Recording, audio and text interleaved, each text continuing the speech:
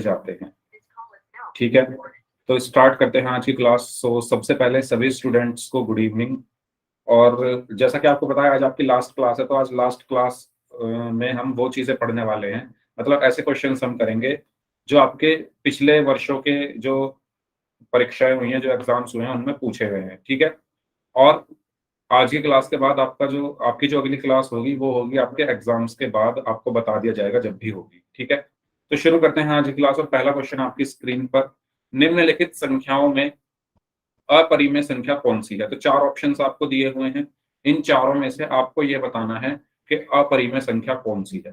तो बताइए, इन चारों में से अपरिमेय संख्या कौन सी है? ये 1 नंबर का क्वेश्चन पूछा गया था, बताइए। Good evening, good evening, very good. सभी लोग आंसर करेंगे इस क्वेश्चन का। ठीक है, तो सबसे पहली चीज आपको ये पता होना चाहिए कि अपरिमेय संख्याएं होती क्या है। तो अपरिमेय संख्याएं क्या होती हैं? जिनको हम p बटे क्यू के रूप में नहीं लिख सकते, जिनको हम p बटे क्यू के रूप में नहीं लिख सकते। ठीक है, p और q क्या होते हैं? यहाँ पर पूर्णांक होते हैं। p और q क्या होते हैं? यहाँ पर पूर्णांक होते हैं, इंटीजर्स होते हैं। तो अगर आप यहाँ पर देखो, सबसे पहले √16, तो √16 को आप क्या लिख सकते हो? 4, और 4 को आप क्या लिख सकते हो? 4/1। तो ये तो परिमेय संख्या है।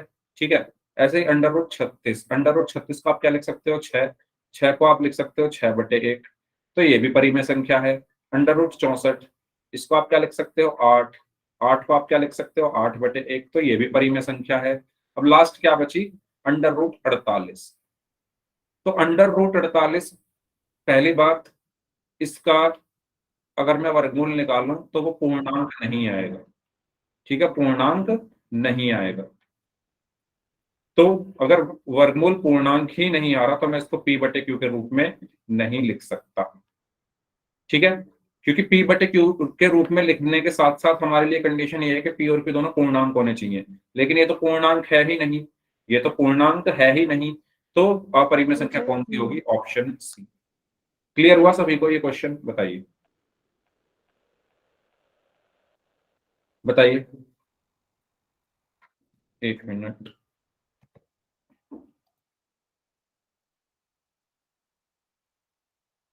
हाँ जी, हाँ सर, आप बोल बोल सकते हैं सर, बिल्कुल। Uh, hello, good evening sir. Good sir, evening सभी बच्चों को मेरा नमस्कार। पहचान लिया होगा बच्चों, दवाना स्कूल से भी हैं, वो भी शायद गुड जानते होंगे। Evening sir. और गुड इवनिंग, कोचल कलान स्कूल से भी है बच्चों। जैसा आप सबको पता है, आज आपकी न्यू लाइव जो ये क्लास चल रही है वो लास्ट क्लास है आपकी। और अगले साल के लिए जो प्रोसेस है, मैं स्कूल में आके जैसे बताया था, तो उस प्रोसेस को फॉलो करेंगे। ठीक है, और इसके अलावा सभी बच्चों का बहुत बहुत धन्यवाद। कोथल कलान स्कूल स्पेशली मैं जाता हूँ दवाना में तो हमारे धर्मेंद्र जी जाते हैं टीम उन रेवाड़ी से। बट कोई नहीं, आप सब बच्चों का बहुत बहुत धन्यवाद, आपके पेरेंट्स का, आपके टीचर्स का, जिन्होंने आपको क्लास के लिए मोटिवेट किया। और इस स्कूल से लगभग 70 से 80% स्ट्रेंथ रही है, कभी 80 है, 70 है, 60% रही है।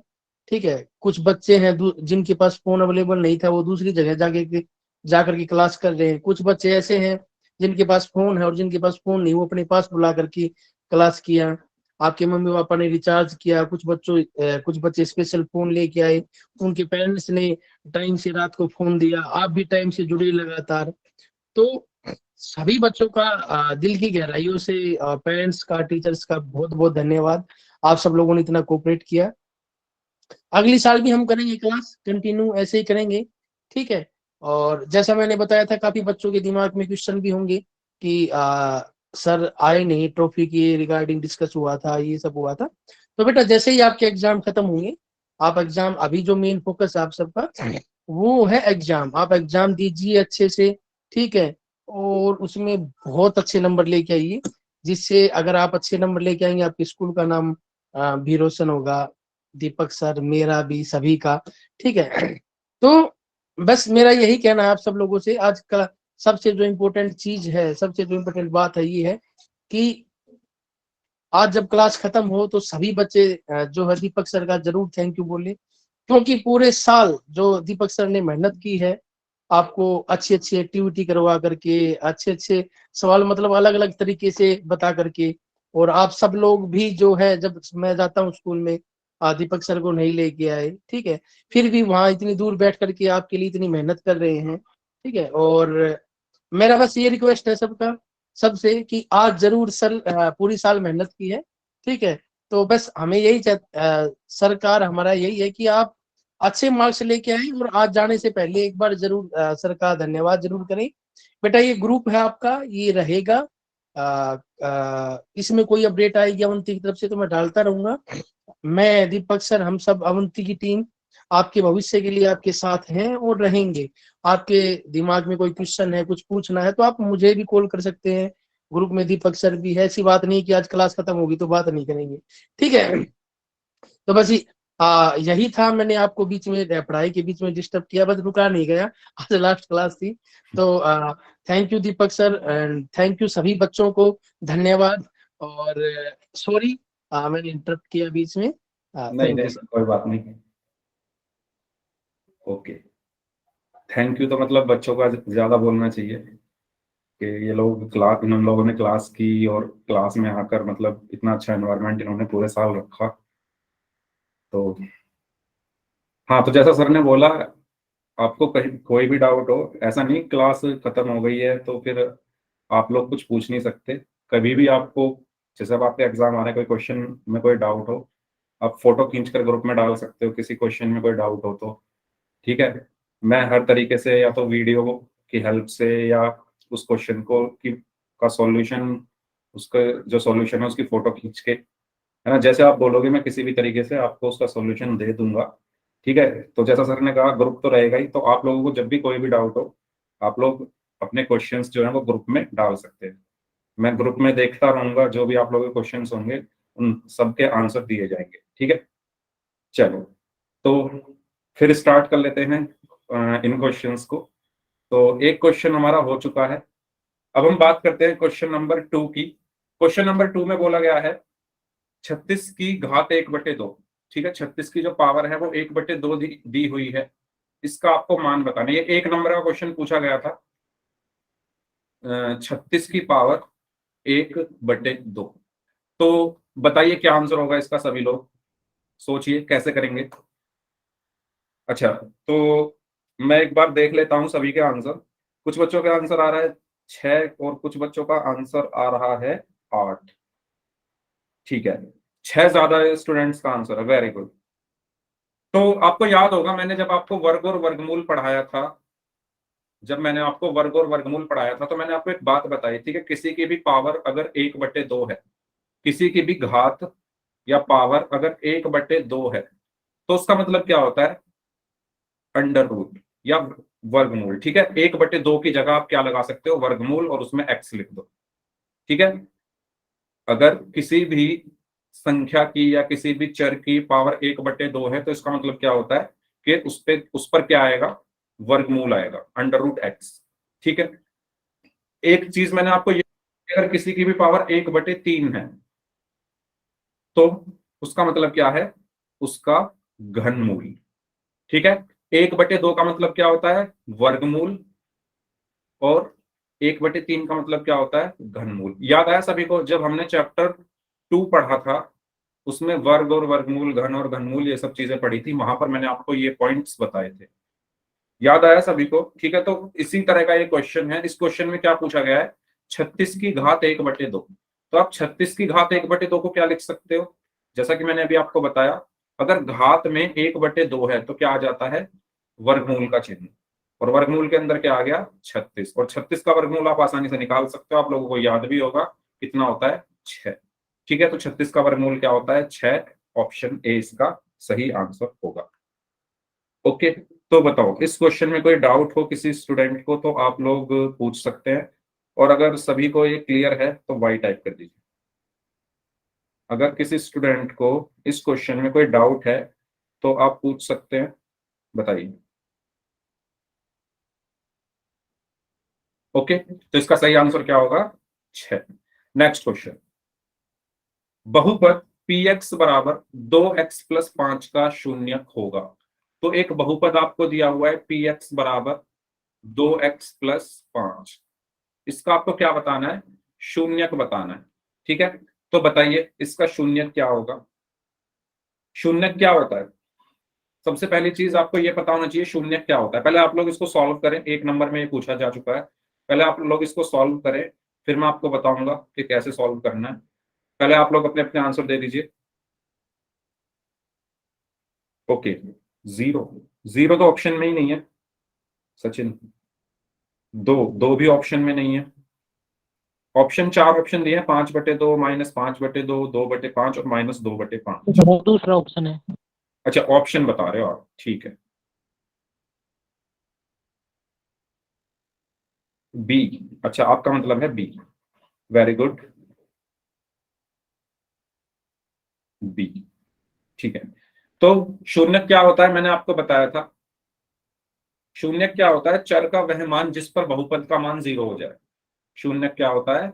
चर का फिर इसके बराबर में वह मान, हाँ, जिस पर जो हमारा पॉलिनोमियल है या जो हमारा बहुपद है वो क्या हो जाए? शून्य हो जाए या 0 हो जाए। तो अगर आप यहां पर देखोगे तो हमारा जो पॉलिनोमियल है, बहुपद है, वो क्या है? P x. ठीक है, इसको मुझे 0 के बराबर रख देना है। इस लाइन का मतलब क्या है? चर का वह मान, यानी एक्स, चर क्या है इसमें? एक्स। एक्स का वो मान जिस पर ये 0 हो जाए। एक्स का वह मान जिस पर ये बहुपद 0 हो जाए। तो मैं क्या कर देता हूं, इसको 0 के बराबर रख देता हूं, तो मुझे एक्स का वो मान मिल जाएगा जिस पर ये 0 है। ठीक है, इस पूरे बहुपद को मैं क्या रख देता हूँ? 0 के बराबर रख देता हूँ। तो शून्यक जब भी आपको निकालना हो, शून्यक जब भी आपको निकालना हो, तो आपको कुछ नहीं करना, बहुपद को 0 के बराबर रख दो और वहां से चर का मान निकाल दो। तो यहां से 2x बराबर कितना आया? 5 उधर जाकर माइनस का हो गया, -5। और x बराबर कितना आया? -5/2। ये आपका आंसर हुआ। बताइए, क्लियर? कोई डाउट हो इस क्वेश्चन में तो पूछ लीजिए। इसका सही आंसर क्या होगा? ऑप्शन। ठीक है, तो आप अपनी तैयारियों का अंदाजा इससे लगा सकते हैं, जो भी आज क्वेश्चन कराए जा रहे हैं। चलिए, ये क्वेश्चन भी आपको मैंने बताया था। दो कोणों का योग 180 डिग्री है तो ऐसे कोण कहलाते हैं। ऑप्शन ए है न्यून कोण, ऑप्शन बी है पूरक, ऑप्शन सी संपूरक, ऑप्शन डी प्रतिवर्ती। बताइए, ये क्वेश्चन आपको मैंने कराया था। सारे कोण आपको पढ़ाए गए थे जब रेखाएं और कोण हम चैप्टर पढ़ रहे थे, आपको याद होगा। तो हमने पढ़े थे ये सब कोण। ओके, सी, सी, वेरी गुड, एक्सीलेंट, बहुत अच्छे, सी। ठीक है, तो सबका आंसर सही है। जब दो कोणों का योग 180 डिग्री होता है तो उनको हम क्या बोलते हैं? संपूरक कोण। ये भी 1 नंबर में पूछा जा चुका है। तो सभी कोणों की एक बार बात कर लेते हैं। न्यून कोण क्या होते हैं? जो 90 डिग्री से कम हो। ठीक है, पूरक कोण क्या होते हैं? दो कोणों का योग जब 90 डिग्री हो। दो कोणों का योग कितना हो? 90 डिग्री हो। और जब संपूरक कोण क्या होते हैं? जब दो कोणों का योग 180 डिग्री हो।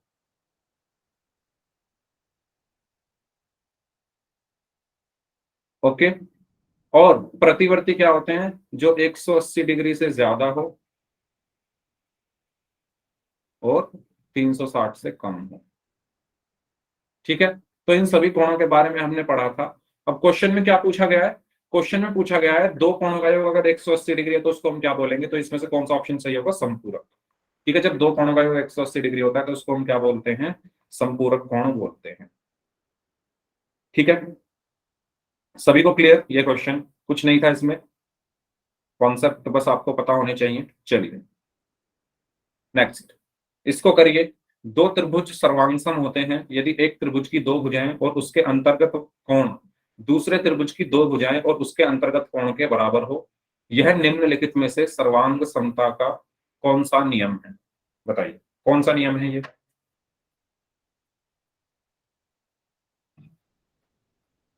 सी। अच्छा, एक बार सी लिखो, बार बार मत लिखो। तो सौरभ जहांगीर, गिरीश, शिवानी, अभिषेक महाकाल नाम से हैं, प्रियांशु स्वामी नाम से हैं, अभिषेक हैं, शबनम, और लोग भी आंसर करें। ज्योति प्रजापति नाम से हैं, सचिन, सभी का सी आंसर आ जाएगा। ऋषभ, जहांगीर,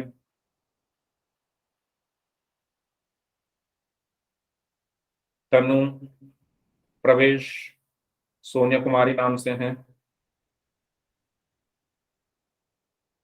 ठीक है, वेरी गुड। तो इसकी जो ये जो सेंटेंस लिखा हुआ है, ये जो वाक्य लिखा हुआ है, इसी से हमें पता चल गया क्या। यदि एक त्रिभुज की दो भुजाएं, तो दो भुजाओं को हम त्रिभुज से की दो भुजाओं को किससे डिनोट करते हैं, यानी दो साइड, यानी एस एस, ये दो भुजाएं हो गई। और उनके अंतर्गत कोण, तो इनके अंतर्गत कोण यानी इनके अंतर्गत मैं क्या लिख दूंगा, एक कोण, यानी कोण को हम किससे लिखते हैं, एंगल यानी ए। ठीक है, तो ये कौन सा बन गया, एस ए एस, यानी सही आंसर क्या हुआ, ऑप्शन सी। समझ आया, स्टेटमेंट में ही सब कुछ छुपा हुआ है। त्रिभुज की दो भुजाएं यानी एस एस, एस इसका मतलब है साइड, साइड, दो साइड हो गई, दो भुजाएं हो गई, और उनके बीच में एक कोण यानी angle, A for angle, S for side, A for angle. ठीक है, तो इसको हम क्या बोलते हैं, भुजा, कोण, भुजा। बताइए, कोई डाउट हो इसमें तो पूछ लीजिए। तो इसका सही आंसर क्या होगा, ऑप्शन सी। सभी को क्लियर? नेक्स्ट क्वेश्चन करें। चलिए, इसका आंसर दीजिए।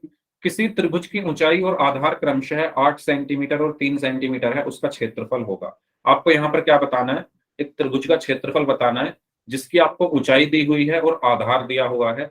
बताइए कितना होगा।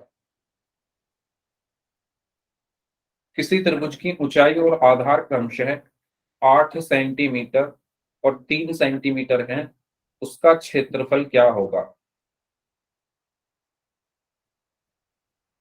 फॉर्मूला किस किस को याद है, हैंड रेज करिए। त्रिभुज के क्षेत्रफल का फॉर्मूला किस किस को याद है, हैंड रेज कर दो एक बार। मैं देखना चाहता हूं कितने बच्चों को याद है फॉर्मूला। त्रिभुज का फॉर्मूला, त्रिभुज के क्षेत्रफल का फॉर्मूला। सौरभ और प्रियांशु, बस इन दो लोगों ने ही हैंड रेज किया है। शिवा, इन तीन लोगों ने हैंड रेज किया है। जब आपको फॉर्मूला याद होगा तभी आप इस क्वेश्चन को कर पाओगे। आंसर तो आप लोग दे रहे हो, लेकिन फॉर्मूला भी याद होना चाहिए, तभी तो आप आंसर दे रहे होगे। कुछ बच्चे ऐसे हैं जिनका हैंड रेज नहीं है, लेकिन आंसर दे दिया उन्होंने। बताइए, तो पूछूं मैं किसी से, पूछ लूं किसी से भी जिनके हैंड रेज हैं। अगर आपको नहीं पता है तो आप अभी भी अपने हैंड्स डाउन कर सकते हैं, मैं फिर नाम लेकर पूछूंगा। ये देखो, आप लोगों ने तो पहले ही टाइप कर दिया। मैं कह रहा हूँ मुझे पूछना है, आप लोगों ने पहले ही चैट बॉक्स में टाइप कर दिया। ठीक है भाई, जब मैं कह रहा हूँ मैं पूछूंगा तो चैट बॉक्स में मत टाइप किया करो।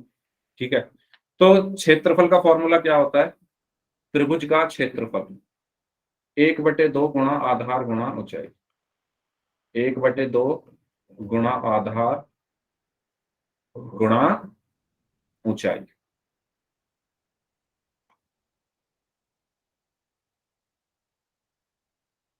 ठीक है, तो 1/2 गुणा आधार कितना दिया हुआ है, 3 सेंटीमीटर, गुणा ऊंचाई कितनी दी हुई है, 8 सेंटीमीटर। तो यहां पर 2 एकम 2, 2 चौक 8, तो कितना बचा, 3 सेंटीमीटर गुणा 4 सेंटीमीटर। 3 की 4 में गुणा करोगे तो 12 सेंटीमीटर, की सेंटीमीटर में गुणा करोगे तो सेंटीमीटर स्क्वायर। तो 12 सेंटीमीटर स्क्वायर हमारा क्या आया, आंसर आया। यानी सही आंसर इसका क्या होगा, ऑप्शन सी। कुछ बच्चे जल्दी में बी लगाकर आ जाते, मुझे पूरा भरोसा है। कुछ तो 1 2 3 4 कुछ तो स्टूडेंट करते कि बस वो 12 देखते और इसको लगा देते। मात्रक भी देखना है। क्षेत्रफल का मात्रक मैंने आपको बताया था कि जब भी क्षेत्रफल हो तो उसका जो मात्रक होता है उस पर स्क्वायर आ जाता है, मात्रक पर स्क्वायर। और अगर आयतन का हो तो मात्रक पर क्या आता है, क्यूब। ठीक है, ये याद रखना, मात्रकों को विशेष ध्यान रखना। लंबाई, चौड़ाई, ऊंचाई, त्रिज्या, ठीक है, ये सब क्या होते हैं, मात्रक। इनका या तो मीटर या सेंटीमीटर, ठीक है, या मिलीमीटर इनमें होता है, इसमें कोई स्क्वायर क्यूब नहीं आता। ठीक है, चलो, तो ये क्वेश्चन सभी को क्लियर हुआ। इस क्वेश्चन में कोई डाउट हो किसी को तो पूछ लीजिए, और अगर सभी को क्लियर है तो वाई टाइप कर दीजिए। ये होगा हमारे त्रिभुज का क्षेत्रफल। नेक्स्ट क्वेश्चन करें। ओके, चलिए, एक घन का किनारा 12 सेंटीमीटर है तो इसका आयतन क्या होगा, बताइए, करिए सॉल्व इसको, क्या आंसर आएगा इसका। एक घन है जिसका किनारा 12 सेंटीमीटर है, तो उसका आयतन कितना होगा।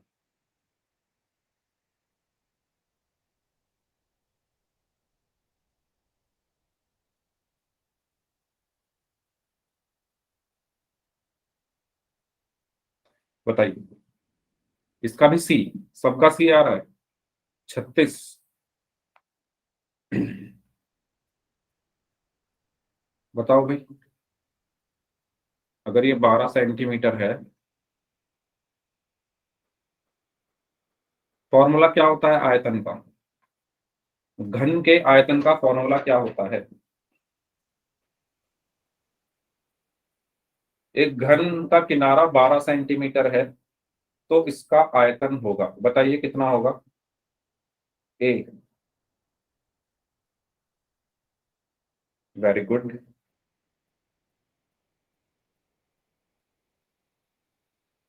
A, very good.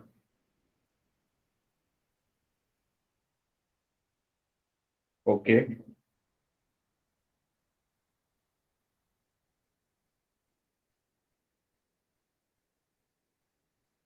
Okay, very good. चलिए, ए आंसर आ रहा है काफी लोगों का। तो आपको अब फॉर्मूला याद होना चाहिए, बस फॉर्मूला क्या होता है, घन का आयतन क्या होता है, घन का आयतन बराबर होता है भुजा का क्यूब। ठीक है, भुजा कितनी है इसकी, 12 सेंटीमीटर का क्यूब, यानी 12 का क्यूब कितना होगा, 12 × 12 × 12 और सेंटीमीटर क्यूब। 12 की 12 में गुणा करेंगे तो 144 × 12 सेंटीमीटर क्यूब। 12 चौक 48, हासिल में 4, 12 चौक 48 और 4 52, हासिल में 5, 12 एकम 12 और 5 17, 1728 सेंटीमीटर क्यूब क्या हुआ, घन का आयतन हुआ। यानी इसका सही आंसर क्या होगा, ऑप्शन ए, ऑप्शन ए। ठीक है, बताइए, कोई डाउट हो इसमें तो पूछ लीजिए। घन का आयतन क्या होगा, 1728 सेंटीमीटर क्यूब। डन, यहां तक क्लियर सभी को, कोई डाउट, कोई डाउट, किसी भी स्टूडेंट को कोई डाउट हो तो पूछ लो। ठीक है, नेक्स्ट अगला क्वेश्चन है, 14 सेंटीमीटर व्यास वाले एक गोले का पृष्ठीय क्षेत्रफल क्या होगा। ठीक है, एक गोला है, मान लो ये एक गोला है, इसका व्यास आपको दिया हुआ है, क्या दिया हुआ है, इसका व्यास आपको दिया हुआ है 14 सेंटीमीटर, ये इसका केंद्र हो गया गोले का, व्यास आपको दिया हुआ है 14 सेंटीमीटर। ठीक है, ये कितना दिया हुआ है, 14 सेंटीमीटर। तो आपको क्या बताना है इसमें, आपको बताना है इसका पृष्ठीय क्षेत्रफल, क्योंकि ये गोला है तो ये गोले की तरह लगना चाहिए, तो मैं थोड़ी लाइन इसी इस पर खींच देता हूं ऐसे, वरना ये ऐसा लगेगा जैसे वृत्त बना दिया हो। ठीक है, ये गोला है, हाँ जी, बताइए, इसका आपको क्या बताना है, पृष्ठीय क्षेत्रफल बताना है, कितना होगा, डी। ओके, बाकी लोग भी आंसर दें भाई, सभी को आंसर देना है, आप सभी की यहाँ पर प्रैक्टिस कराई जा रही है आज, जिससे आपको थोड़ा कॉन्फिडेंस आ जाए एग्जाम का। ओके, ऐसे क्वेश्चंस आते हैं। ठीक है, बताइए, डी आंसर आ रहा है ज्यादातर बच्चों का। फॉर्मूला आपको पता होना चाहिए, इसमें भी आपको यहाँ पर क्या दिया हुआ है, व्यास दिया हुआ है, डी बराबर, डी बराबर 14 सेंटीमीटर। तो यहां से आप त्रिज्या निकाल सकते हो, आर बराबर क्या होगा, व्यास का आधा, यानी 14/2, यानी 7 सेंटीमीटर। तो आर कितना आ गया, 7 सेंटीमीटर। अब आपको क्या चाहिए, पृष्ठीय क्षेत्रफल। तो पृष्ठीय क्षेत्रफल क्या होता है भाई, गोले का, गोले का जो पृष्ठीय क्षेत्रफल होता है, डायरेक्ट लिख देता हूं, सरफेस एरिया जो होता है वो क्या होता है, 4 पाई r स्क्वायर। ये फॉर्मूला आपको याद होना चाहिए। तो 4 गुणा पाई की जगह 22/7 गुणा आर स्क्वायर यानी 7 का स्क्वायर यानी 7 गुणा 7। तो 7 से 7 कट गया, कितना बचा 88 गुणा 7। 7 अट्ठे 56, हासिल में 5, 7 अट्ठे 56 और 5 61, 616 सेंटीमीटर स्क्वायर। ये आपका क्या आएगा, पृष्ठीय क्षेत्रफल। बताइए, कोई डाउट हो किसी के मन में तो पूछ सकते हो। सही आंसर होगा इसका ऑप्शन डी, 616 सेंटीमीटर स्क्वायर। बताओ, समझ में आ गया सभी को ये क्वेश्चन? कोई डाउट हो तो पूछ लीजिए इस क्वेश्चन में।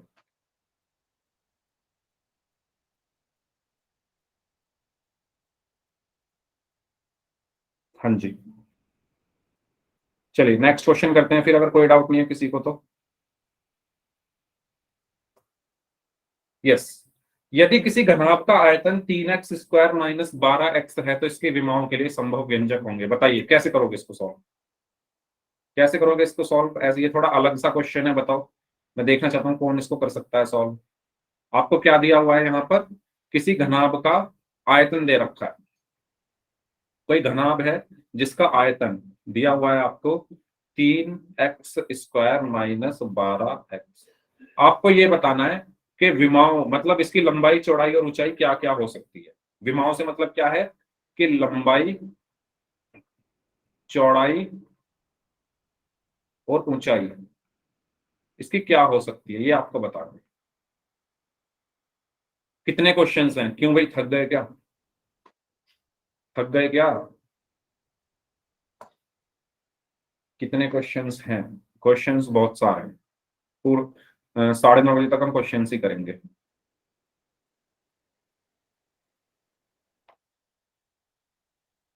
क्योंकि आज लास्ट क्लास है तो मैं सोच रहा हूँ आज आपको क्वेश्चंस ही क्वेश्चंस करा दूं।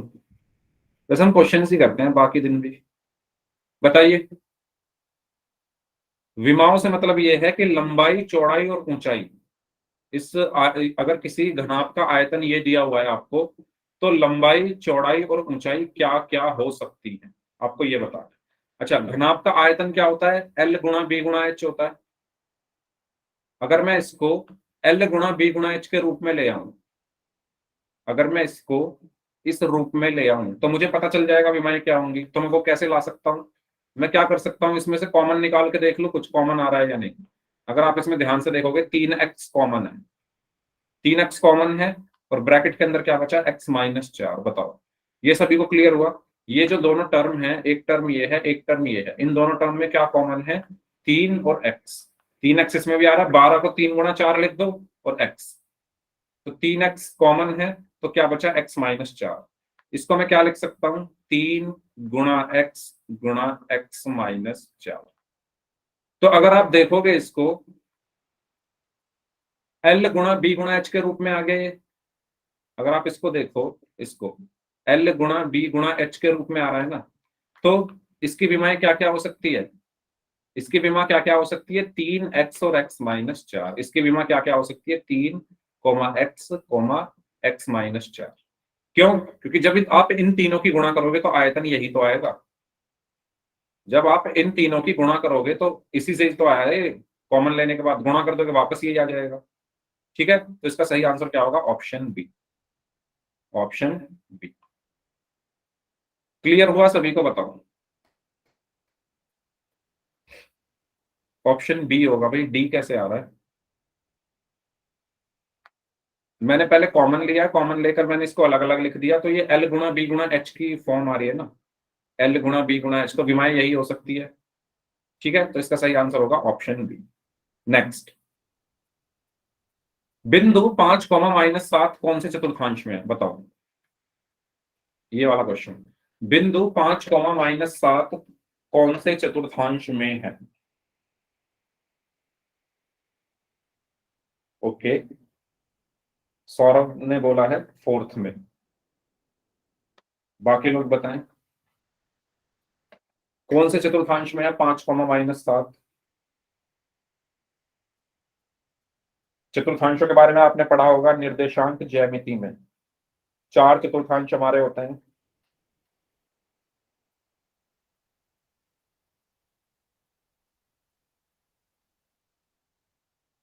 5, -7 कौन से चतुर्थांश में है, ये आपको बताओ।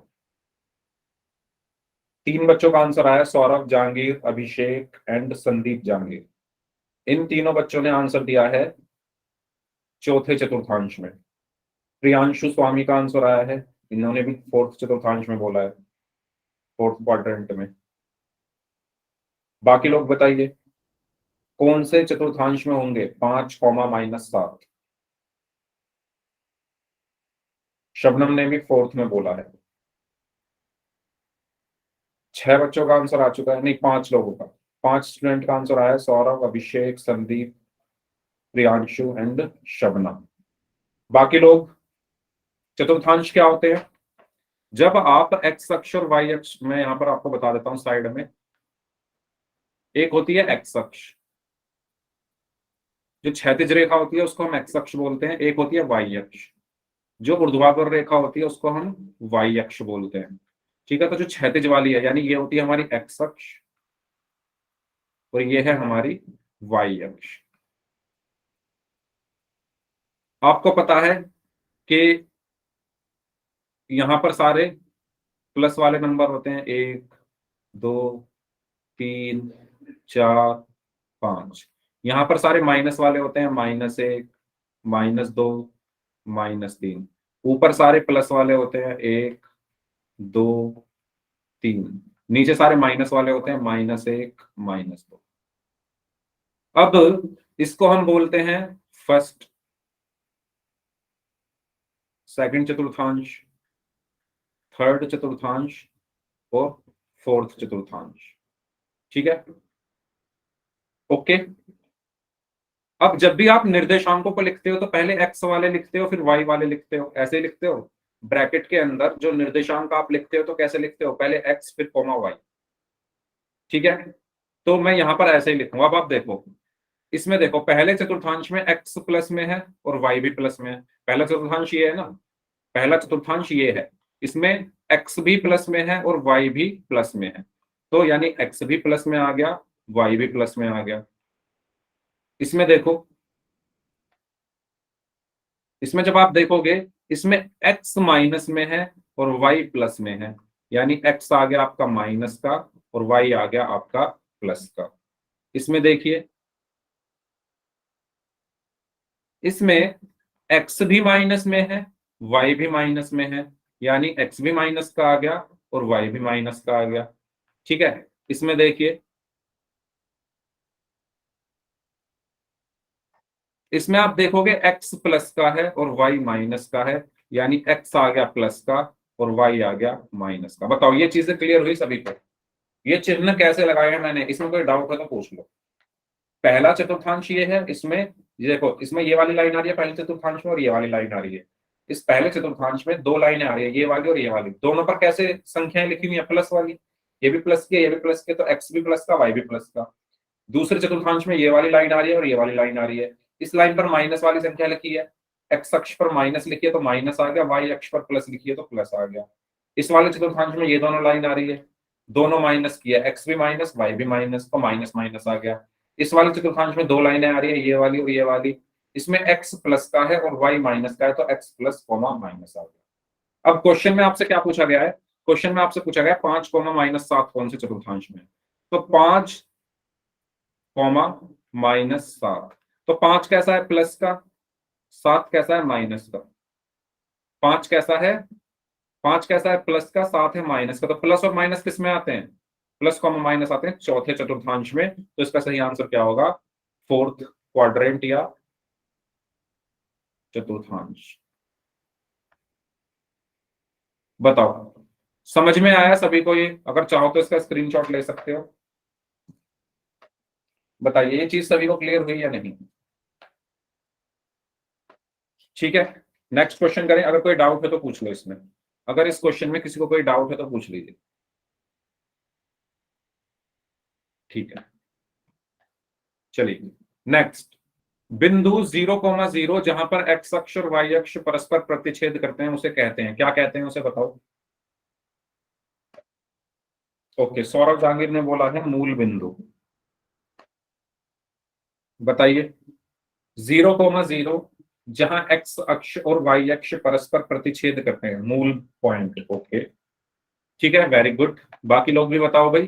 ठीक है, तो आपने निर्देशांक ज्यामिति में पढ़ा होगा कि ऐसे बिंदु जहां पर एक्स अक्ष और वाई अक्ष आकर मिलते हैं, जैसे यहां पर एक्स अक्ष और वाई अक्ष कहां आकर मिल रहे हैं, इस बिंदु पर, इस बिंदु को हम बोलते हैं 0,0, या इसको हम बोलते हैं मूल बिंदु, या हम इसको बोलते हैं मूल बिंदु, या हम इसको बोलते हैं ओरिजिन। ठीक है, क्लियर हुआ सभी को? कोई डाउट हो तो पूछ लीजिए। मूल बिंदु, वेरी गुड। नेक्स्ट क्वेश्चन करें। चलिए इस क्वेश्चन को सॉल्व करें। शंकु के आकार का एक तंबू 10 मीटर ऊंचा है, उसके आधार की त्रिज्या 24 मीटर है। ये क्वेश्चन मैंने आपको कराया था, 5 नंबर का क्वेश्चन ये पूछा जा चुका है। आपको बताना है तंबू की तिर्यक ऊंचाई और तंबू में लगे कैनवास की लागत। यदि 1 मीटर स्क्वायर कैनवास की लागत 70 रुपए है। जल्दी से सॉल्व करिए, 5 मिनट है आपके पास। पूरा क्वेश्चन आप लोगों को ही सॉल्व करना है, क्योंकि ये सब मैं आपको करा चुका हूँ और ज्यादा दिन नहीं हुए, अभी कराए थे शायद 2 क्लास पहले कराया था, जब हमने पढ़ा था शंकु का पृष्ठीय क्षेत्रफल, एक्सरसाइज 13.3 में। बताइए आपको क्या निकालना है? तिर्यक ऊंचाई निकालनी है और तंबू में लगे कैनवास की लागत निकालनी है। यदि 1 मीटर स्क्वायर कैनवास की लागत 70 रुपए है। ये क्वेश्चन 5 नंबर का पूछा गया था 2018 में।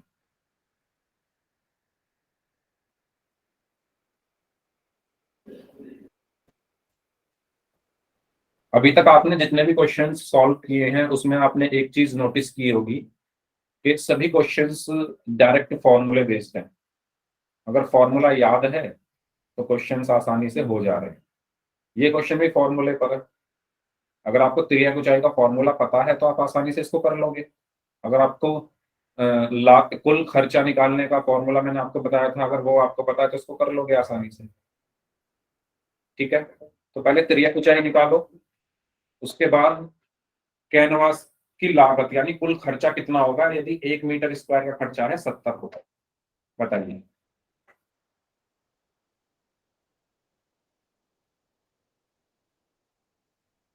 ओके, 26 क्या? 26 का मात्रक क्या होगा? मात्रक के साथ हमेशा आंसर लिखना एग्जाम में भी। बार बार मैं आपको ये चीज याद दिला रहा हूँ कि आप यूनिट्स भूल जाते हो, मात्रक लिखने भूल जाते हो। मात्रक लिखना भूलोगे तो आधा नंबर बिना फालतू में कट जाएगा, है ना? क्वेश्चन भी आता है हमें, नंबर भी कट जाएगा फिर। 26L मात्रक क्या होता है भी ऊंचाई का? एल का लीटर, 26 लीटर आ रहा है क्या? मात्रक क्या होगा ऊंचाई का? मीटर होगा ना, तो 26 मीटर बोलो, 26L क्यों बोल रहे हो आप लोग? सब मीटर में दिए होंगे तो वो भी मीटर में ही आएगा ना।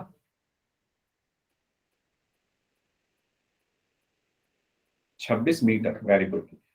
ऐसे ही आप लागत निकालिए, लागत कितनी आएगी, खर्चा कितना आएगा वो भी निकालो।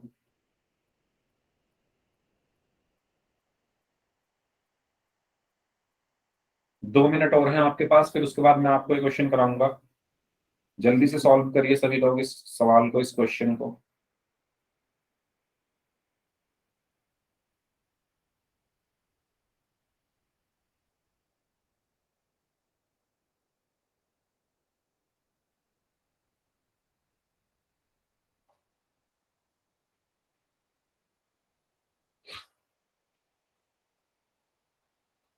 हाँ जी,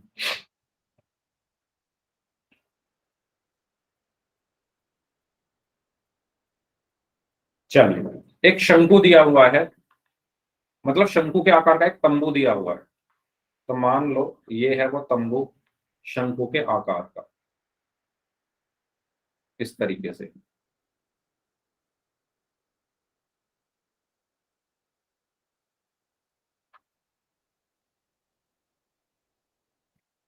ठीक है, इस तरीके से ये दिया हुआ है।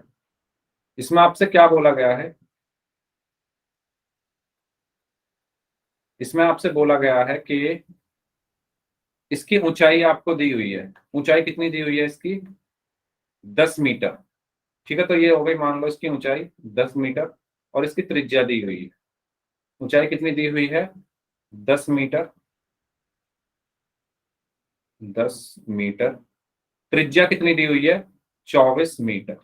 आपको क्या निकालना है, सबसे पहले पॉइंट में आपसे निकालने के लिए कहा गया है त्रियक ऊंचाई निकालो, यानी ये वाली ऊंचाई, ये वाली ऊंचाई आपको निकालनी है, यानी एल। त्रियक ऊंचाई को हम क्या बोलते हैं, एल।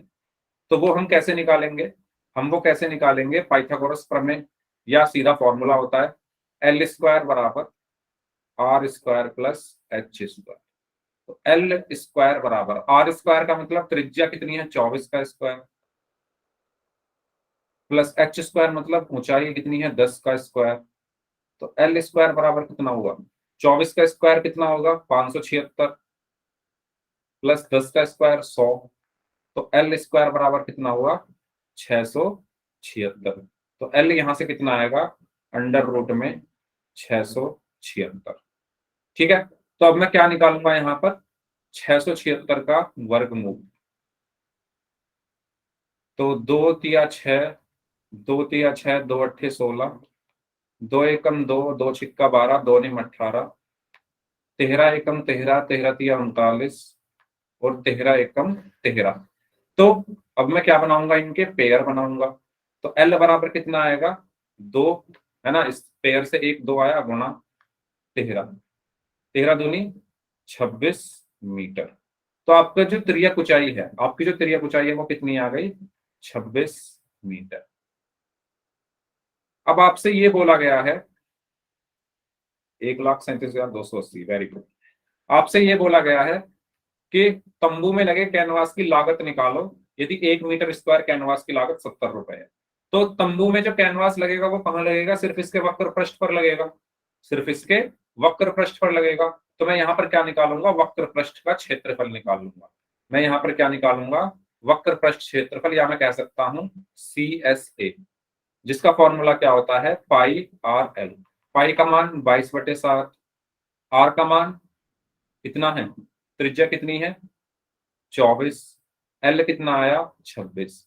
इसको जब आप सॉल्व करोगे तो 22 चौक 88, 22 दूनी 44 और 8 52, 528 गुणा 26/7।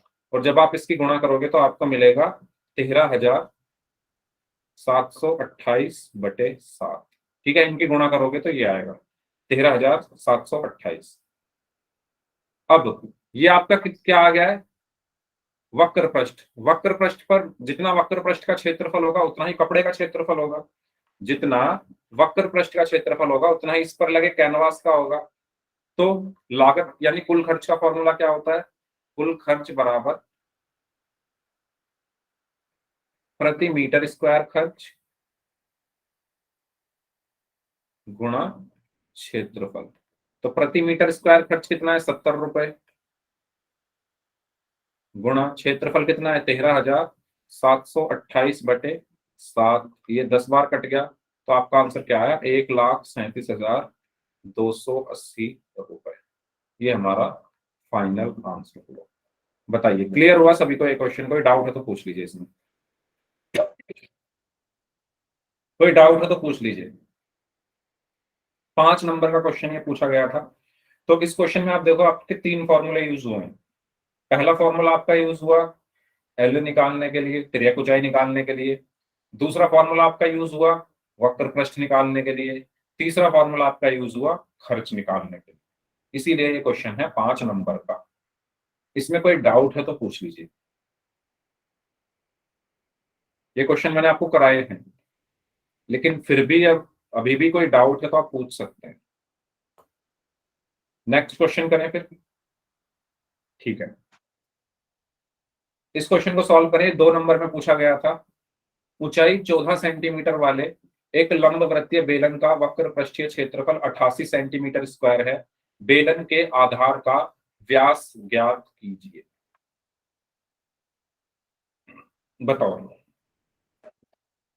एक बेलन है जिसकी ऊंचाई दी हुई है 14 सेंटीमीटर, उसका आपको वक्र पृष्ठीय क्षेत्रफल भी दिया हुआ है। आपको व्यास बताना है आधार का, यानी बेलन के आधार जो कि वृत्ताकार होता है उसका व्यास आपको बताना है। तो बताइए कितना होगा व्यास, सभी लोग सॉल्व करें इसको, सभी लोग इसको सॉल्व करें, व्यास आपको बताना है। हाँ जी करिए।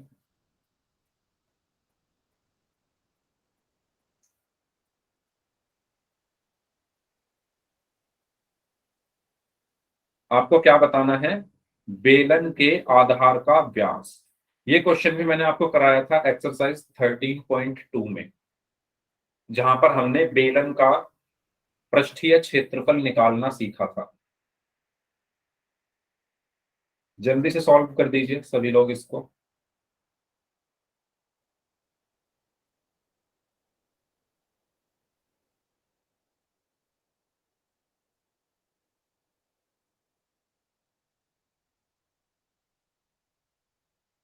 कैसे सॉल्व करेंगे इसको,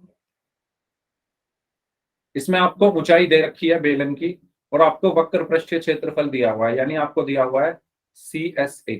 वक्र पृष्ठीय क्षेत्रफल कितना दिया हुआ है, 88 सेंटीमीटर स्क्वायर। ठीक है, अब वक्र पृष्ठीय क्षेत्रफल का फॉर्मूला क्या होता है बेलन का, 2πRH, यानी 2πRH बराबर 88 सेंटीमीटर स्क्वायर। ठीक है, 1 सेंटीमीटर त्रिज्या आई होगी प्रियांशु, आपको व्यास निकालना है। तो 2 गुणा पाई का मान 22/7 गुणा R गुणा H का मान H कितना, 14 सेंटीमीटर बराबर 88। तो यहां से हमें अगर इसको सॉल्व करें तो हमें त्रिज्या मिल जाएगी R, तो वो कितनी आएगी, 2 की 22 में गुणा करेंगे 44/7 गुणा R गुणा 14 बराबर 88। तो 7 एकम 7, 7 दूनी 14, तो 44 दूनी कितने हो गए 88, R बराबर 88। तो यहाँ से R बराबर कितना आया, यहाँ से R बराबर आया 88/88, और 88 से 88 कट गया तो कितना बचा 1, यानी R बराबर कितना आया 1, क्या सेंटीमीटर या मीटर, एक मिनट चेक कर लेते हैं, सेंटीमीटर। तो R बराबर आया 1 सेंटीमीटर। आपको चाहिए क्या, व्यास, यानी D क्या होता है, 2 गुणा त्रिज्या, यानी 2 गुणा 1 यानी 2 सेंटीमीटर। ये आपका क्या आ गया, व्यास आ गया। बताओ समझ में आ गया क्वेश्चन सभी को, आसान क्वेश्चन है देख लो। सर गलती से इतने हाथ मुश्किल दिखा सवाल आपको कोई ऐसा सवाल लगा जो बहुत मुश्किल हो क्या, आपको कोई ऐसा सवाल लगा जो बहुत मुश्किल हो, या आपने पढ़ा ही ना हो, ऐसा कोई क्वेश्चन जो आपने कभी करा ही नहीं। सारे क्वेश्चन आपको ऐसे दिख रहे होंगे जो आपने कर रखे हैं, है ना, इन्हीं क्लास में, अवंतिकी वाली क्लास में ही आपने किए हैं ये क्वेश्चंस। ठीक है, तो जिन्होंने अच्छे से पढ़ाई की है पूरे साल, उनके पेपर जो फाइनल एग्जाम होंगे उसमें आपको डिफरेंस दिख जाएगा आपके मार्क्स में। ठीक है, चलिए नेक्स्ट क्वेश्चन, ये सवाल करिए, ये है रेखाएं और कोण का क्वेश्चन, ये भी मैंने आपको पढ़ाया था टॉपिक। तो आप मुझे बताओ एक्स वाई और जेड के मान क्या होंगे, यहाँ पर बता दीजिए जल्दी से, एक्स वाई और जेड, एक्स ये रहा, वाई ये रहा और जेड ये रहा, बताइए कितने कितने आएंगे X Y Z, X Y और जेड के मान। ए बी जो है वो सी डी के समांतर है, सी डी ई एफ के समांतर है, ई ए बी पर लंब है, बी ई एफ 55 डिग्री है, तो एक्स वाई जेड के मान ज्ञात कीजिए।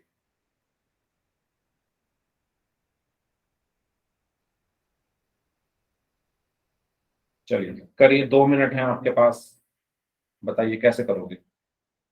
रेखाएं और कोण में हमने बहुत सारी चीजें पढ़ी थी, एकांतर कोण, संगत कोण, है ना, तिर्यक रेखा के एक ही ओर बने अंतः कोण, कोणों का रैखिक युग्म, त्रिभुज के तीनों कोणों का योग, सब कुछ हमने पढ़ा था। रेखाएं और कोण में उन्हीं से ये क्वेश्चन होगा।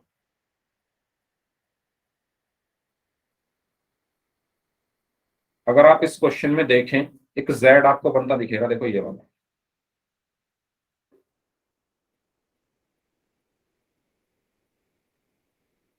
ठीक है, y बराबर 125 degree, excellent, very good, very good Saurabh. X भी बता दो फिर जल्दी से, एक्स भी 125 degree, excellent, very good Mahendra. Z बता दो जल्दी से।